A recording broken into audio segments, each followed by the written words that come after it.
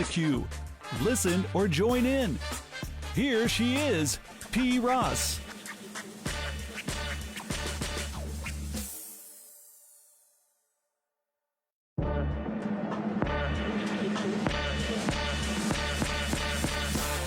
Ladies and gentlemen, you're now tuned into Chat City with P. Ross. Conversations and interviews are in the queue. Listen or join in.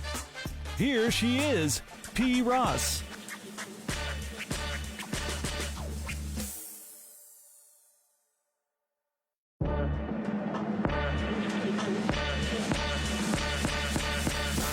Government.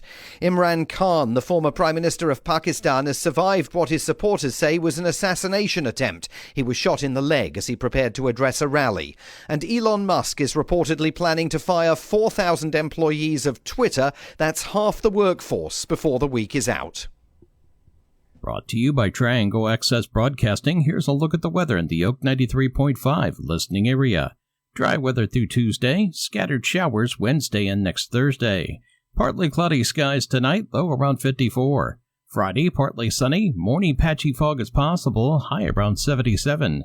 Partly cloudy Friday night, patchy fog is possible, low around 60. Saturday, partly sunny, morning patchy fog is possible, high around 81. Increasing cloudiness Saturday night, low around 62. Keep it here on Oak 93.5. I'm nowcast meteorologist Jim Vaughn.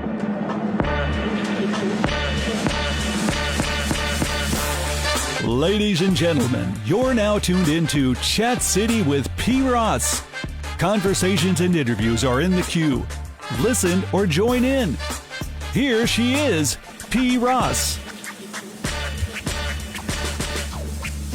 Greetings, everyone. Thank you for tuning in to another show, Chat City with P. Ross. I am your host, P. Ross, and I am delighted to have with me in the building with me today, international celebrity DJ RNB. Hello. And social worker and international evangelist Tameka Douglas. Hello, good evening. Thank you for coming to the show today.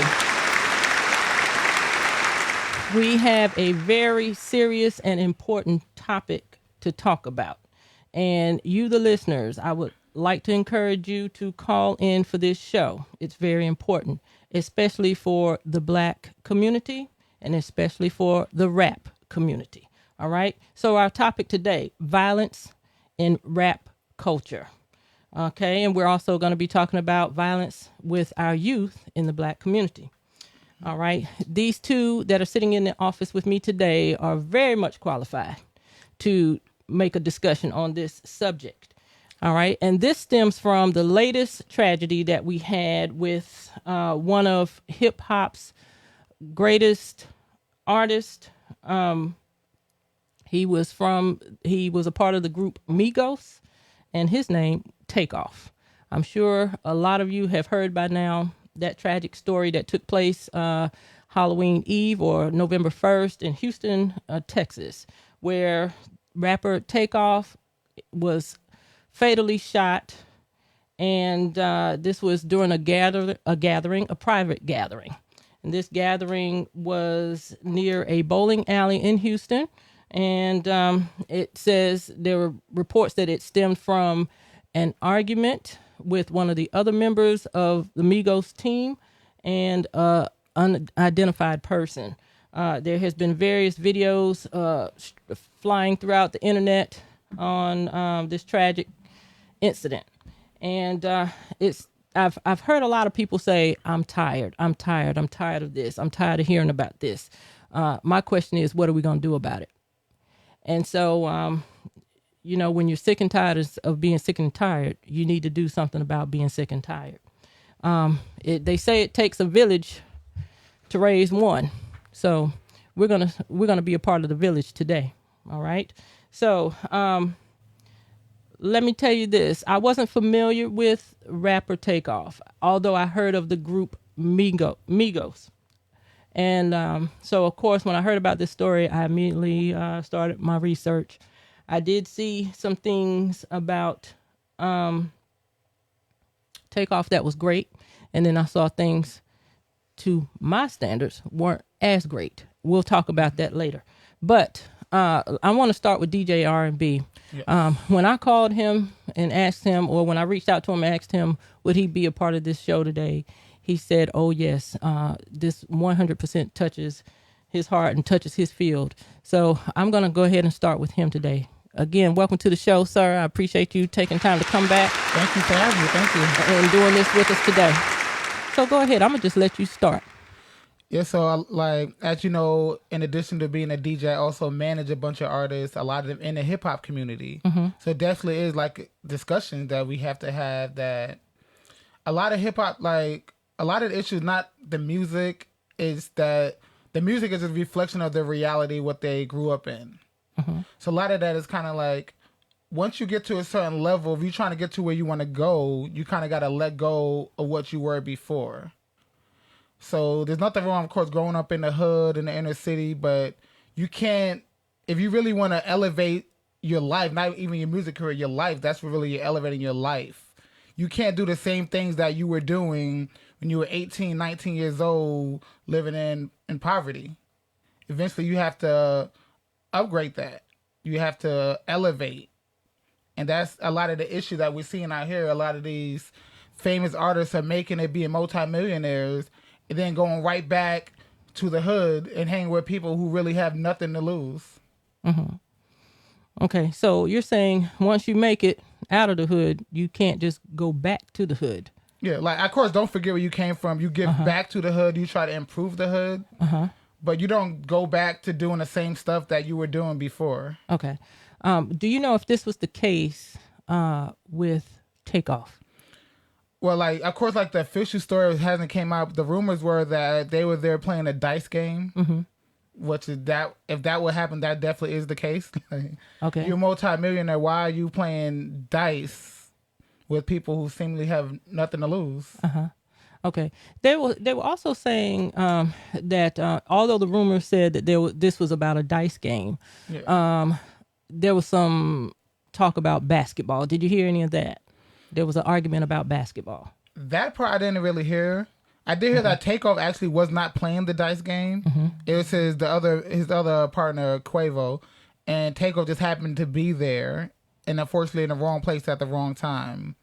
Like I said, none of this is confirmed. This is just social media rumors and stuff, of course. Right. Did you see any of the video footage? No, I refuse to watch stuff like that. No. Okay, and tell me why. I don't want to see people like... I personally, I grew up in the hood, so I've seen my fair share of bodies, unfortunately. I don't have zero interest in seeing dead bodies on video and people screaming, people hurting. No, thank you. Yeah, okay, I understand that. I did see footage of it, and I think I saw what I call raw footage, like right after it happened, because it was somebody's phone, somebody that was in the crowd shot from their phone. So I got to see different little things from there. Takeoff laying on the ground, Quavo trying to help him up, and another person. And then there was another image or footage that I saw from a different angle where they showed Takeoff standing in the crowd just watching, I guess, Quavo get into this confrontation with the other person that you can't see very well on the video. All of it, like I said, it was disturbing to see. Yeah. It was sad to see. It was sad to hear Quavo in the background faintly, but you could hear him. And to know that was his nephew. He was in this group with family members, and his nephew just laying there, slipping away, Reports show or say now that he was shot in the head a couple of times, and I want to say somewhere in another part of the body. Either way, it's sad. But I find it interesting that you mentioned dice. A dice game is associated with the hood and apparently something that's not good. Yeah. Okay. All right. Evangelist Douglas, do you have anything to speak on about this point? Have you heard any of what happened here in this particular situation? I have, actually, and I concur with what our DJ have said here today, that when you reach a certain point in your career and a certain status, you don't necessarily have to forget where you came from, but you do have to elevate your mind. And I believe that when you surround yourself in certain environments, then you can kind of become a statistics for better lack of words. And in that case, unfortunately, in that particular environment, a great man from what I heard he was. I don't know him either. I've heard of the group. I've never listened to any of his music or anything like that. But I did hear great things about him, philanthropist and all of that. And it's unfortunate that because of that culture that he surrounded himself into, and in being in that environment, that he ended up being a victim in such a tragic situation. So I definitely agree with what has been said here, that you have to be mindful of that, not forgetting where you came from, but who you're surrounding yourself with. That's good. When I looked further into this, and I was up in the wee hours of the night just looking, I mean, just because not only did I want to get information for today's show, but I had an interest. I was like, well, why were they in Houston at this private event? One, being a private event, I would think there would be more security and less to worry about. If it's a private event, I would think you're in an environment where there's people that you know and trust. But fortunately, I don't know. I mean, the sad thing still happened. But when I looked at this, it's my understanding that they were there celebrating the birthday of one that's well known in the hip hop industry and a little older. He is 57 years old. It's my understanding this person, he was a mentor in the field of hip hop, in the world of hip hop early on in his career, but have done some other things. Like you said, he started in the hip hop world, but then he made a choice to do other things, better things in the field of business. And I'm trying to piece it all together and put it all together, but still, it's either way, it's a tragic situation. And I'm thinking, why, if they were in the presence of this one gentleman, why didn't they have, like I said, the security that I would have thought would have been there? Now, supposedly the event ended and people lingered around outside of this particular bowling alley. And I guess they were outside shooting the crap game, and all of this took place. It's also mentioned that Takeoff may have been hit by a stray bullet from somebody from his team. Yeah. Did you hear that? That's what I heard, yeah. Okay. That's tragic. It is. The most important thing, though, let me, I'm not going to sit here and act like I'm the most perfect person on the earth. I'm 53 years old, and there are a few things, I'm not going to say a lot of things, because there's not a lot of things that I have done in my lifetime as a youngster growing up, listening to different music and being in different environments. But I don't know, it seemed like it's gotten worse over time. But when I Googled Takeoff, one of the first things I saw was his song, and the song called Casper. Are you guys familiar with Casper, or have you heard any of the lyrics to Casper? I have not heard that one, no. Okay. All right. So I'm going to quote some of the lyrics from Casper. And I'm going to say, after I quote the lyrics, I'm going to say this, first of all. I'm associated with a lot of people. I pray that you don't get upset with me, but I don't think if we don't address the root of the problem, I don't think we're going to solve the issue. And as everybody say, they're sick and tired. They're sick and tired. Okay, so this is just my little way of getting to the root of the issue, hoping that we can address what the real problems may be, because I feel like everybody is overlooking what the real problem is. And again, I'm no perfect person, but I start with myself when I say this, okay? But let me go back to the lyrics of this Casper song that I pulled up that was written by Takeoff. Bad, B-I-T-C-H. I'm not going to say the word.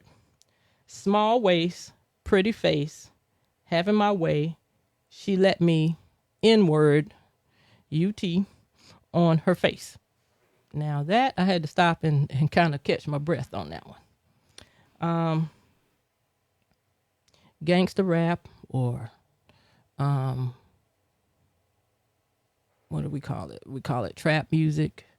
This type of music is what's fluent and popular in our industry today. And although Takeoff is known as a great lyricist, and he was one of the greatest in his group. I think his group even hailed him as the greatest in his group. My question is, we got this music and these words and these lyrics. I mean, we're putting this out there for the world to hear. And not only the world, but our children. I'm no mother. I was a mother to some, like stepmom and that kind of thing, but I wouldn't want my kid hearing that, you know. And we're in a era of free speech. He's welcome to write all the lyrics he wants, or anybody are. I mean, they are. You know, they're just welcome to do whatever they want to do with the words that we have in the English language. But I'm a firm believer that what we continue to put in our ears and in our eyes goes to our minds and our heads and creates whatever, you know, we tend to act out whatever we hear sometimes or whatever we see sometimes. And like you said, you're going back into your environment, or if your environment's the hood and you're going to say the hood consists of bad and evil things, what contributions are you making in that line? I don't know if I'm making any sense or not. Or do you understand where I'm coming from with what I'm saying? I do, yeah. Like you said, a lot of issues in the hood. It is a lot of violence. It's a lot of hypersexuality. It's a lot of... So I think the root issue is not the music per se that's talking about the reality. It's the fact that that stuff is the reality. And I think that's what we need to try to find the solution for.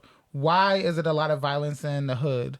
Why is a lot of hypersexuality in the hood? Mm-hmm. Why is that happening? Is it from a lack of parenting? Is it a lack of resources? Is it a lack of education? I think that's the root issue. Not because if we change that, and then in future generations, we won't hear the music about that because that's not the reality that they grew up in. That's not what they experienced. Do we need to hear it? Do we need to hear the music? Do we need to hear the reality of what they grew up in? I think that's pretty much every genre of music. You got country artists who talk about drinking and being lonely because they drink a lot and they're lonely. A lot of these emo artists who unfortunately commit suicide, listen to their music, it's about being depressed and doing drugs to escape reality, and unfortunately they end up overdosing. So I think even R&B music, a lot of love music, people got their heart broken, so they decide to make music about getting their heart broken. Music is very artistic, and a lot of it is an expression of people's reality. Mm-hmm. Okay. But when it's, I mean, is it necessary to put, first of all, calling a female a B? I know now, in this day and time, they've turned it around to a term of endearment. But something about it, I think, I still don't like it, you know? You know, and to talk about what you're doing with your significant other in the bedroom and what she allows you to do. I don't really think we need to express that to the world. And I think that's where we mess up. We feel like we got to talk about every little single thing that we do. And where I come from, and I'm not saying that I'm perfect, but I like the morals of the church or the Bible. Or I don't know what other religions look at or whatever. But marriage is or sex is for two people that are married, not just your significant other or whatever. And I know it happens. I'm not saying I'm a perfect person, but I think when we look at morals and principles or whatever, we don't have to discuss what a man is doing to his woman on her face in a song. There's no need to express that. And I agree with that, P. Ross. And if I could interject there, Sure. I do believe that this music plays a major role in what we're seeing out here, in particular as it relates to gun violence, and what we see and hear from these songs. Kill, kill, kill, shoot a nigga up and do this and do that. In many cases, a lot of these, in particular, these younger children that are sitting down and they have this music going into their ear gates all day long, day after day, night after night. Music carries a spirit. And so a lot of this that we're seeing, I believe, has much to do with the lyrics to these songs. You know, I won't get into beats and all that, but in many cases, what you going to do to somebody? You're going to shoot them up, you're going to kill them, you're going to blow this off and all of that. I believe that it certainly impacts our young people and adults alike in a very negative way. And in many of these lyrics you're hearing, kill, kill, shoot, and it's really giving way to gun violence. And what we're seeing, whether it's in the schools, in the streets, just the other day, right here in Wake County, we had a young man, a student at a high school here, who was shot and killed. I believe maybe 16, 17-year-old young man. And it just makes me wonder when you look at, because we don't know what the motive was, but it wouldn't take a lot of brainstorming to think what it could have been. But I believe that this music is certainly something that is definitely a hindrance to our young people and adults in terms of the lyrics. And I don't believe it's necessary to call a female out of her name and talk about what you've done to her in the bedroom and all that. I don't think that that's necessary. In music. We have it, and of course I don't think it's going anywhere, but I don't think it's necessary, and I do believe that it affects, in particular, our community in a very negative way. DJ R&B? I think it's a case of like, what came first, the chicken or the egg?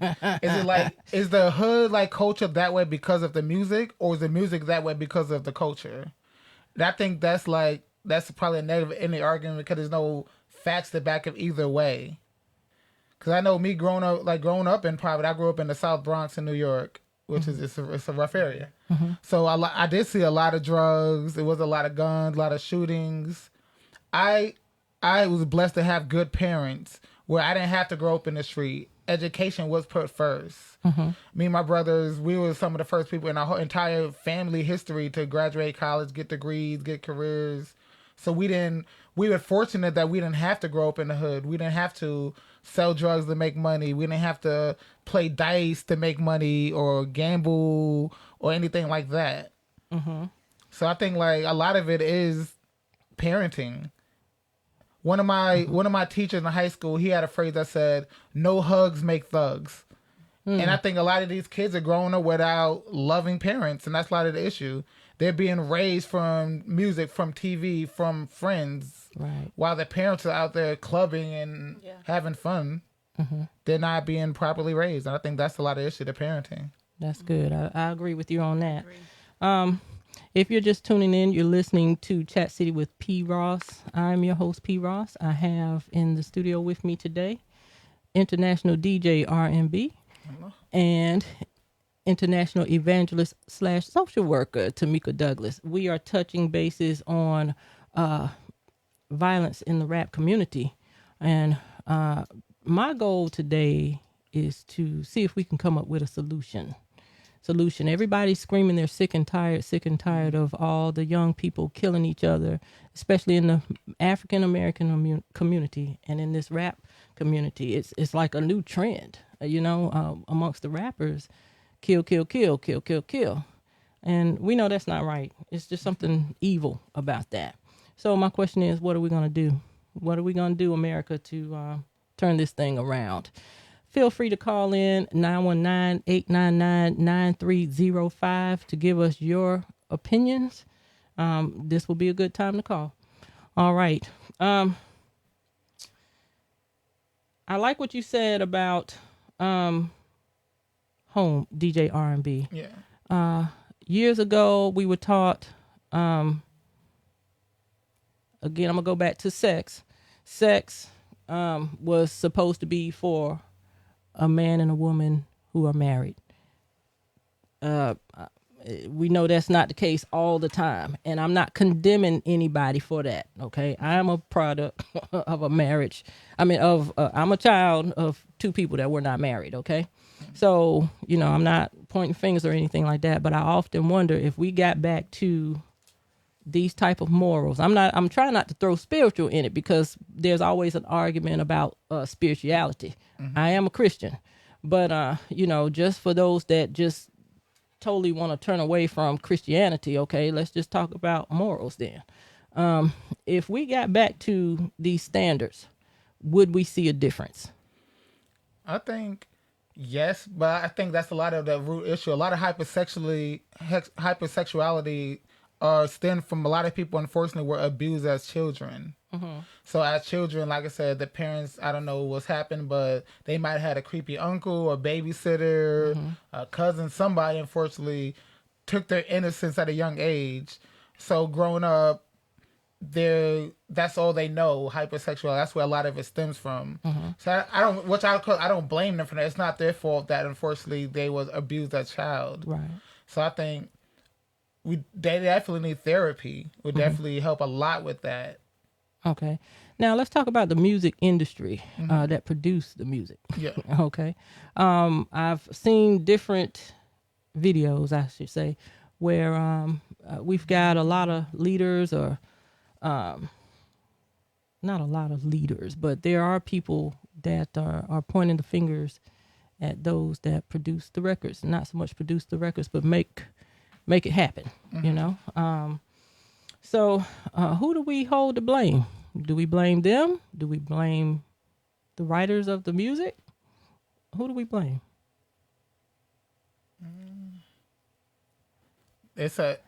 Everybody's to blame. Definitely the person who shot the gun, the people in the hood who created that environment, the people making music about that environment and basically glorifying it. Everybody, there's no innocent hands in it all. The people listening to the music, people buying the music. Of course, if nobody buys the music, then they're not going to make it because it's not profitable. Everybody has a hand in that. Everybody. Okay, I know some years ago, when I was probably in my 20s, we had Ice-T, I think, was the one that caused Congress or whatever to put the explicit label on record albums. I think when he wrote the song Cop Killer, that raised eyebrows to a lot of people, especially moms. I'm going to say mostly in white America, that said, okay, we can't let this happen here. We're going to have to put our foot down. And if not mistaken, they took it all the way to where they needed to take it to at least get that on the album. But, seemed like over time that hasn't stopped a thing, and we can't just point the fingers at rap music. I do remember, and I don't want to put this particular parent on blast, but there was a parent that gave their child a Marvin Gaye album, Sexual Healing, right? At the age of 12 or 13. I'm like, okay, we're jamming to the music, but when you pay attention to the lyrics, is that something you give your 12-year-old child? Maybe you're right. Everybody does have a hand in it. And here's my thing. I have a friend that's a teacher in Georgia, Atlanta, Georgia. He's been an educator for some time now. We had this conversation, and I've mentioned this before on the show. He said, a lot of this violence we see today, it's the music. It's the music. The kids are listening to the music, and they're enacting from the music. My question is this. How is it that we can argue that something shouldn't be said, something should be censored, and we let other things go through? For instance, quote from New York City Mayor Eric Adams. He wrote, how is it that we pull Trump off of Twitter for what he was spewing, yet we are allowing music, displaying of guns, violence, we're allowing it to stay on these sites, such as social media sites? Speak on that for me. That's a fair point. Like I'm not a Donald Trump fan at all, but that's a very fair point. If you go on Twitter right now, there's a bunch of there's N words out there, B words, there's porn videos on out there. But yeah, some people get banned because of their ideals. That's a very, very fair point. If you're gonna have free speech, it has to be for all. It can't just be with what you agree with. Right, because it's amazing on some of the things, I don't use cuss words.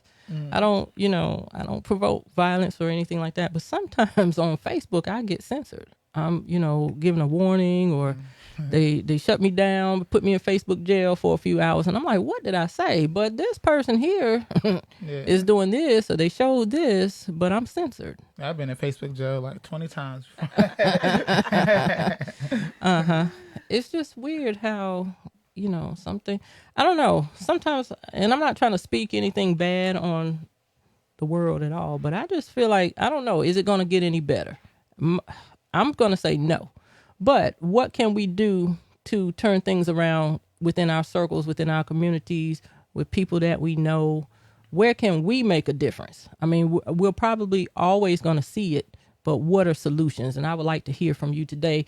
If you're listening, call, give us your opinions, 919-899-9305. You're listening to Chat City on Oak 93.5 WRLY in Raleigh. We have with us today social worker, evangelist Tameka Douglas, and international celebrity DJ RNB, talking on this subject. All right. What do you think?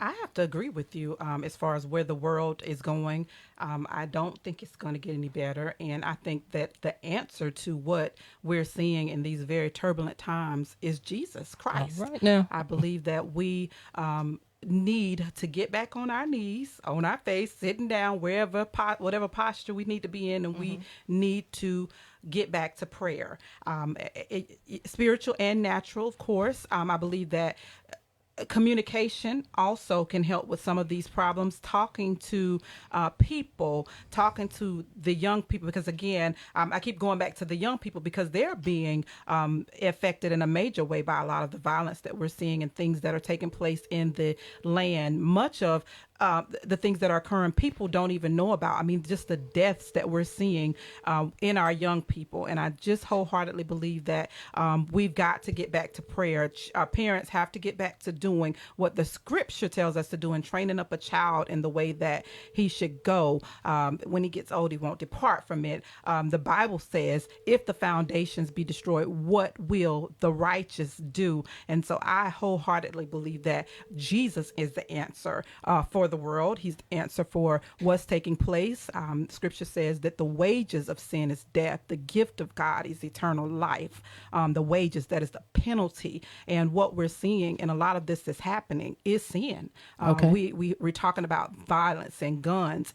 I don't believe we have a gun problem in the United States. I believe we have a sin problem. It's not the fact that people are able to get guns. I do believe that it needs to be closely monitored. We may need to look at who's purchasing these guns, and should people just be able to purchase these assault rifles as much as they are able to. All of that needs to be explored, but I don't believe it's a gun problem. Okay. I believe it's a sin problem that we have. Hold that thought. We have a caller on the line. Caller, thank you for calling in. State your name and where you're calling from, please.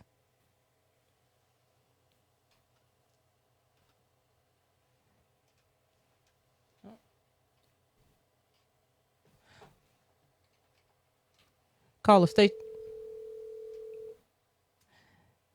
your name and where you're calling from, please. Okay, I think we lost our caller. All right, if you will, caller, call back in. We'll be glad to take your call. Okay, that's good, Evangelist. But let me ask you something. For those that just simply don't believe in God, period, how do we help them? How do we get them to see that everything that you said is meaningful, but they're just not going to, they believe in Buddha, or they believe in, I don't know, whatever God there is that they believe in. How do we still get them to see? great question. I believe that a big part of our belief, or how where we get our Christianity from, is what we believe in. It is a faith walk. So I don't believe you can twist anybody's arm or make them believe that Jesus is Lord. I think that it literally has to be a transformation of their mind to know that it had to be somebody that created the universe. We didn't just show up here. We didn't. Science didn't do it, but we have to. One has to literally believe that God created the heavens and the earth, and that nothing existed before Him. So it has to be a faith walk. It has to be a belief down on the inside for people to know that there is a God and there is a being that is much bigger than we are. That if you're praying all day to Buddha, you're not going to get an answer. But when we pray to the God of the Bible, we get answers. It has to be somebody's. It has to be a belief. They have to believe it and have faith in knowing that there is a God. I like what you said too. Starting with yourself, you have to look at the man in the mirror. If you're saying that you're tired of this and you're tired of that, what are you going to do to make a change? If the other person is not going to change, what can you do to change yourself in the environment? Yeah. To kind of piggyback up, I think it's a little deeper than that. Okay. Because, I'm not a Christian. I'm not an atheist either. I'm not a Christian. I'm very spiritual. I do believe in a higher power, but I don't believe in, in terms of, the Bible God. This is my personal beliefs. But at the same time, I also have morals. I was raised correctly. Even though I grew up listening to Jay-Z, DMX, Biggie, uncensored version, watching South Park, I have no criminal record because my parents are on top of it. My school grades is always on point because my parents are on top of it. To this day, I don't curse in front of my parents. To this day. The N-word is not in my vocabulary at all. I don't say the N-word. A lot of it is how you were raised. Unfortunately, when you're growing up, you're 8, 9, 10, 11. Those are very critical years.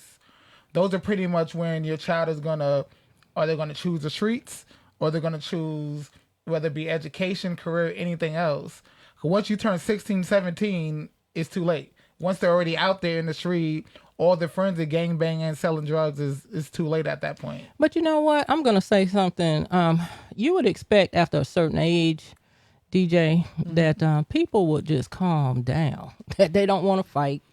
They don't want to shoot up, bang, bang anybody. Now, recently I had an event where it was a nice social event. It entailed inviting people from all classes from high school. Not all classes. We did a cutoff from 1970 to 2010. Well, unfortunately, the party had to end early. You know why? Because there were two people arguing in the building.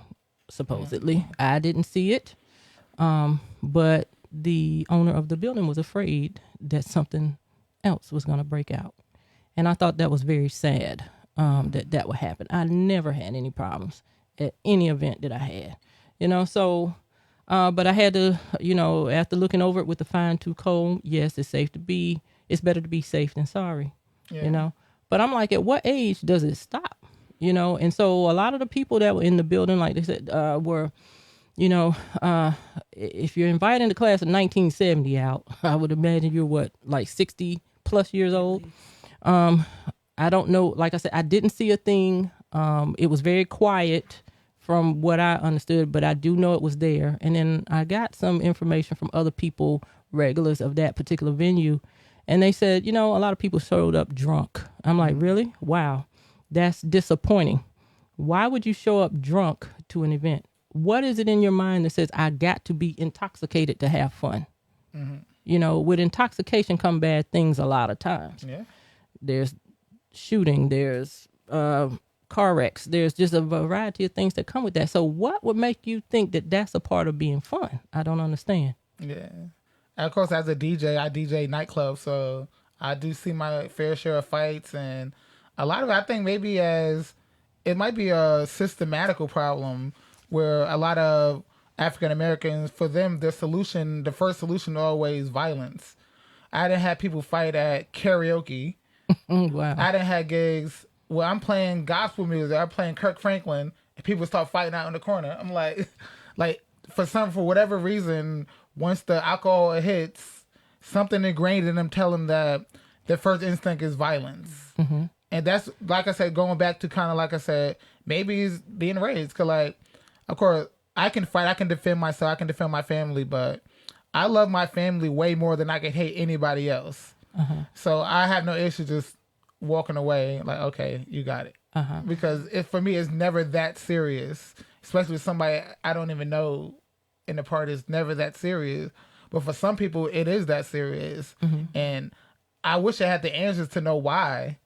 But there's really no way. Like, if you're listening to this show and you know why, please give us a call at 919-899-9305, because on this, I mean, we're chuckling now, but we want to really help put an end to gun violence, especially in the Black community.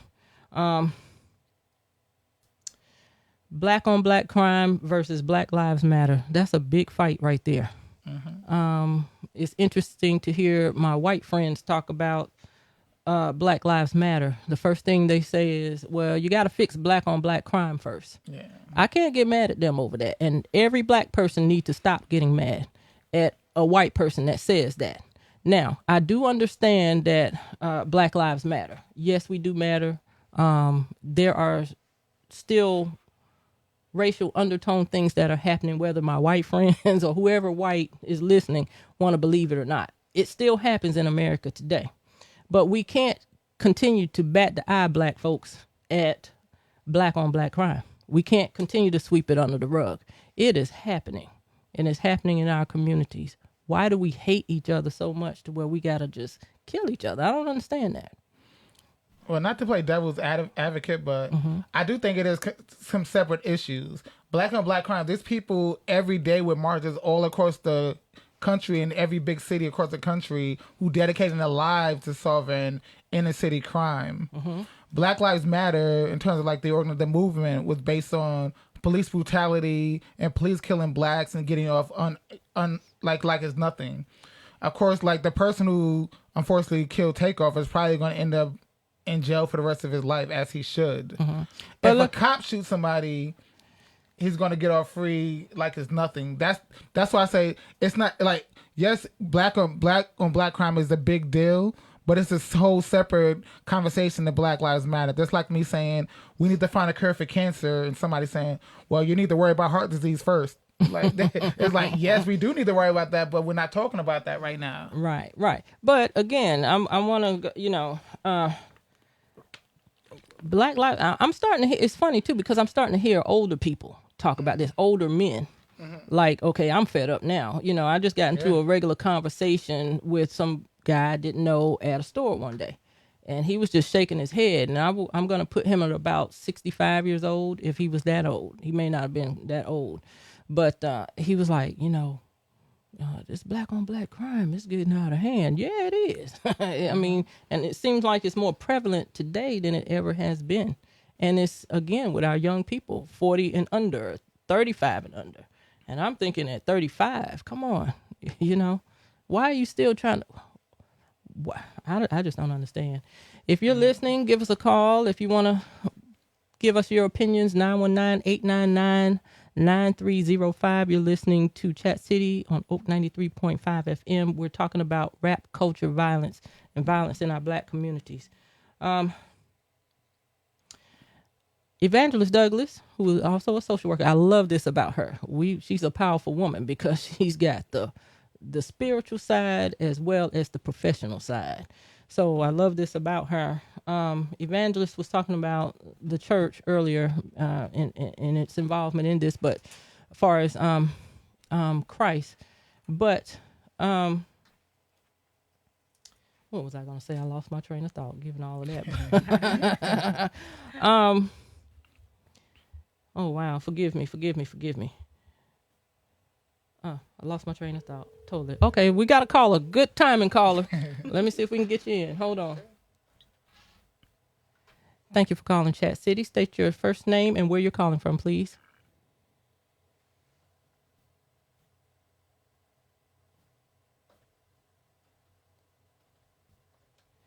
Thank you for calling Chat City. State your first name and where you're calling from, please.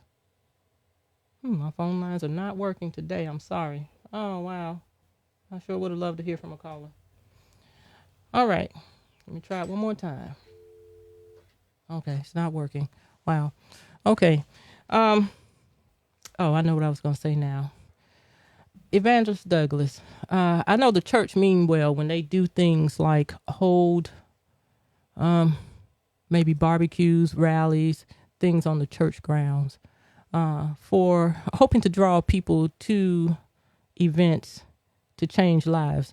I'm not saying that doesn't work, but the way things are going now, do you think we need to find a different method to, if I remember correctly, the scripture says, if we're going to go by Bible, go out and compel them to come. It also gives instructions to go out 2 by 2. So don't go out there by yourself trying to handle something by yourself, you know? And like I said, I believe the church mean well, but are we failing in a sense? I do believe that as the church, we have to use wisdom in our efforts to work with the community, to engage the culture. I believe that we have to get outside of the four walls in so doing. One of the things I often say is that we are the only Bible that some will ever read. Some, when we go out, and I'm definitely a proponent with going out in the community and hitting the streets is something I'm very passionate about, because I know that some are never going to come on the church ground. Some are never going to come to the church. So I believe that in the body of Christ as the church, we do need to get out there, and we must get in these communities and hold these discussions, even getting involved in our town council. We're talking about shootings and school violence and all that. And earlier you ask, what can we do? I believe that's all a part of it as the church. Get educating these kids on what's taking place in their communities and their environments, helping them to see what's happening and getting them, because we don't only have the children who are unchurched, who are involved in gangs or are being victims of violence and things of that nature. We have children that are attending church every Sunday, that's coming from Christian households, and they still get impacted by gun violence and all that. So educating the children, getting out there in the communities, hitting the streets, going to these neighborhoods, door to door witnessing. I think that is something that as the church, as we see the coming of Christ approaching, we've got to do that the more, getting outside of our regular environment and what we're comfortable in doing. So to answer your question, I believe that is something that must be done. I'm going to give you a house applause on that one. And I think I solved our telephone problem. So if you are a caller, you've been trying to call into the show, please give us another try, 919-899-9305. We would love to hear from the community. There was something I heard, you two, about people in the higher ups that don't want to see black people succeed. They are the ones responsible for bringing just guns to the community, leaving it in a box and putting it in the bad areas. I've heard that as a rumor before. Have you guys heard anything like that? I have, yeah. Like, these crimes, the inner city crimes, they're not making the guns out of paper and cardboard. The guns are coming from somewhere. You say illegal guns, like, they were legal at once. They were bought from somewhere. They got there somehow. And I know in the hood, there are, like, called hood guns, where, like, you already know behind this dumpster, behind this tree is the gun right there. What's a lot of it is like inner city gangs. They know where guns are hidden in case you ever, quote unquote, in case they feel that they need one. Somehow the guns did get there. I don't think that's a conspiracy theory. I think somebody did drop the guns off into the urban communities. Yeah, I agree. I believe that. Kind of believe that as well. Yeah, it's sad. It's sad. So again, it starts with that person in the mirror and starting training up a child the way that he should go. Starts early on. You have to teach your children. Hey, if somebody leaves a box of guns in the community, don't go get one. Leave it right there where it is. It means you no good. The National Rifle Association, the NRA, they will tell you all day long guns is not the problem. We have a caller, though. Let's see if we can get this to work. Caller, thank you for calling the Chat City on Oak 93.5. State your first name and where you're calling from, please. Hello?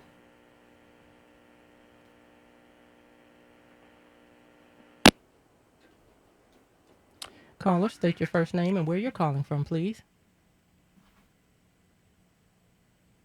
Okay. That's just not working for us today. Wow. All right. Wow. Okay. So, where was I? What did I just say? You was talking about the NRA. Oh, yeah. National. Thank you. They will tell you all day long guns are not the problem. That's also been a big fight. I kind of believe we do need to I think we still need to do something about our gun laws. I think they need to be a little bit stricter, or anybody that decides to use a gun in an unlawful manner be punished for it. And I think some type of punishment and tied in with the stricter gun laws will do us a little better. Hold on, let's try this call again. Thank you for calling Chat City. How may I help you? Yes, I was calling into the radio show Oak 935. My name's Tanya from Fayetteville, Arkansas. Thank you for calling in, Tanya. Hi, thanks.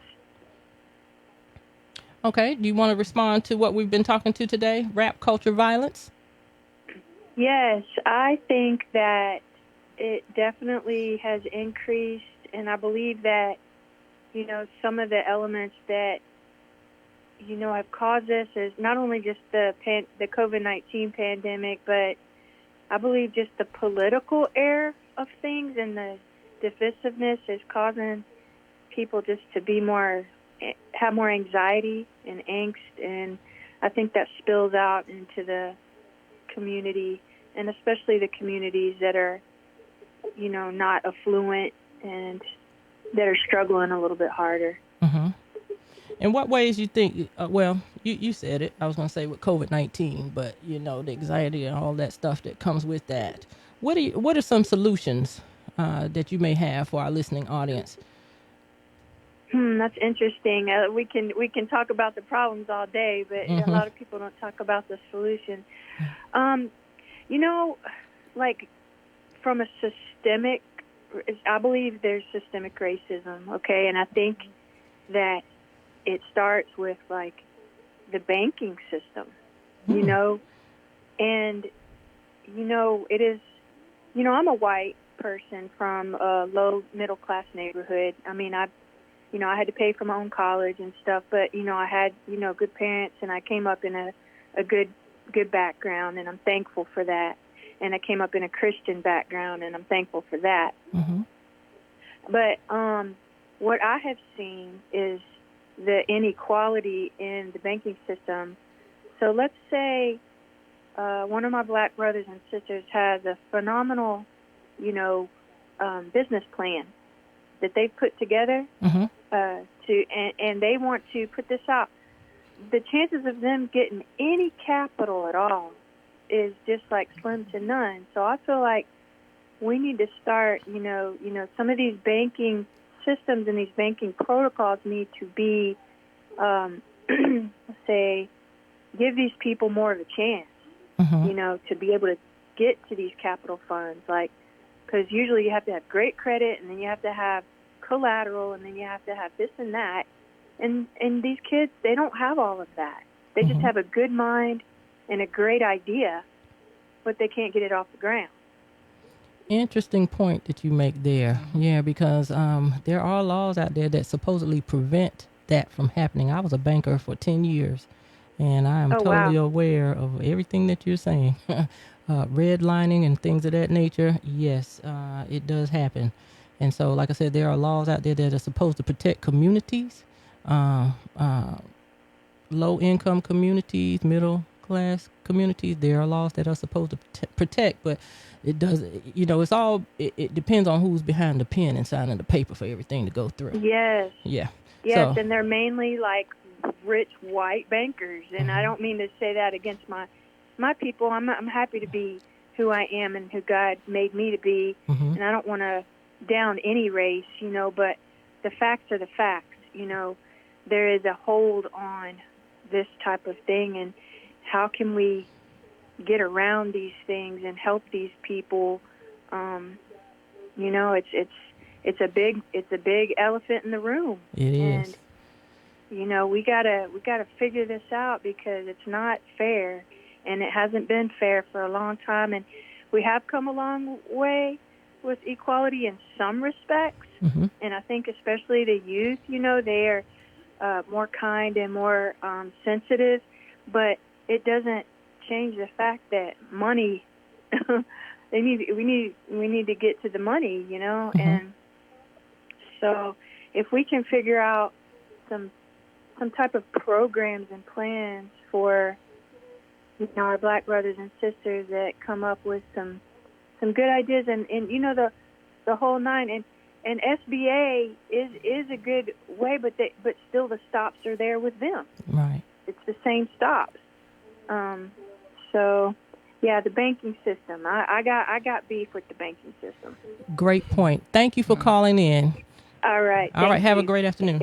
Bye-bye. You too. Bye. All right. Interesting point she made there. Absolutely. All right. DJ RNB. Yes. Something I always thought of too, when you got the masses in front of you, like at a party or something like that. Yeah. If you could take a break in there and just give them a word of inspiration, that may make a difference. You never know.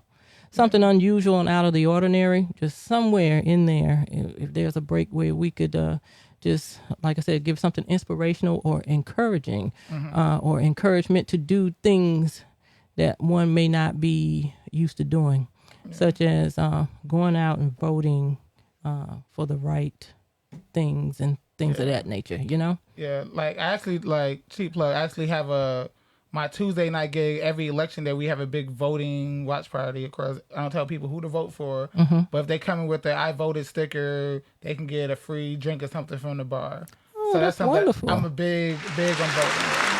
Very wonderful. And if you're a DJ listening and you want to do something about the gun violence, listen to what he just said. I mean, get your own creative ways of thinking about what you can do while you have that power behind the microphone and the music to reach the masses. All right. We are coming to the top of our show very fast, but Evangelist, what is there anything else on your mind that you would like to express before we close today? I just think we all play a big part in it, and just we must do our part, whether our part is getting some of the kids in our own neighborhood, those young people, talking to them about some of the things that's going on around us again. And he mentioned it earlier today so eloquently about, I like that saying about the no hugs make thugs. Yeah. No hugs make thugs. That was pretty deep, and I believe that can be true in some ways. So just getting out here, talking to these young people. And again, I'm saying young people, but adults alike, because we're not just seeing it with our young people. I believe that plays a big part in it, that communication in our getting in the community and talking to people who are just out there. And like she said, with when, the parties or whatever, taking those moments on the mic to say something about it. In our schools, the teachers, the mentors, the administrators, all of them play a role. They're right there with those children. So just talking to these kids, a lot of times these kids, they have their phones, they're on their phones all day long, they're listening to the music, making them communicate. Listen, what's going on? How you doing? How you feeling? That type thing, and getting them to talk more about what's taking place. I think a lot of times when we're hearing about these kids who are being killed and shot down and all that, many cases the parents are like, well, he or she's a good girl, he's a good boy, and I didn't know they were involved in this, or I didn't know they were involved in that. And although we know as parents and as those who have children that are in our lives, they're not going to tell us everything, but I believe that we can kind of open up that discussion to get in their lives and get in their business in some ways. And sometimes getting in their business mean going through their room, looking under the beds. Sometimes for parents it may mean getting into some email accounts and some social media accounts and just getting in their business so that you can be more mindful of what's going on with them. So I think we all can do our little part, whatever our little part is. But the main thing, I think, as people praying about what's going on around us, because it affects us all. Yes. Well, I mean, just like Takeoff, if it was allegedly a stray bullet, just like the young lady at North Carolina A&T, at the start of their homecoming, she was off campus, but it was right there in Greensboro, freshman in college, a stray bullet, I understand. I can be at Walmart. I could walk outside of here and get hit by a stray bullet. So we're all impacted by what we're seeing. It's just not a certain side of town or a certain group. We're all affected by this. A stray bullet can hit anybody. So we all have a part to play in this. And I think we have to make sure that we are doing whatever we can do to kind of help to curb what we're seeing. DJ RNB in 1 minute.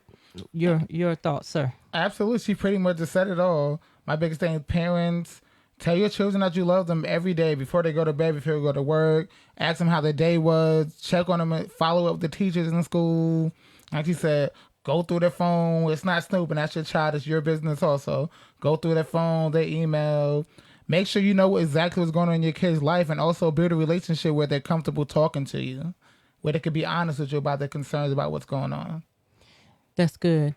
And teachers, leaders, those of you that are around children every day and you know that that child doesn't have the two parenting home, or maybe even not such a great parent to help them, you help them. If there's some way that you can, please do.